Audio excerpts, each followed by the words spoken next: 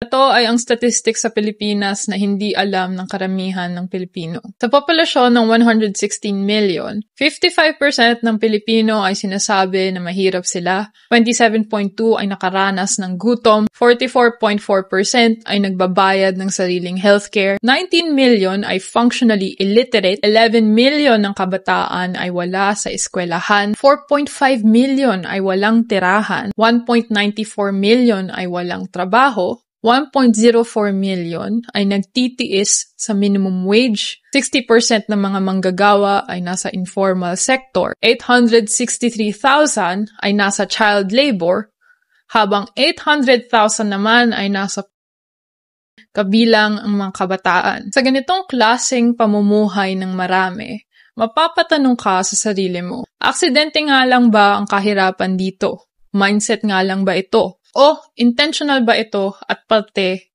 ng sistema? At kung alam natin na intentional at parte ito ng sistema, iidulahin pa ba natin ang mga bilyonaryong nagpapatuloy nito? Gagawin pa rin ba nating artista ang mga asawa ng mga korap na nagyayabang ng pera ng taong bayan? At maniniwala pa rin ba tayo sa mga parehas na politiko na puro pangako pero wala namang resulta sa buhay ng mga Pilipino? Hangga't hindi tayo titingin sa sarili nating sitwasyon sa paligid natin at magising sa katotohanan, sa bansang ito, ang Pilipino ay palaging talo.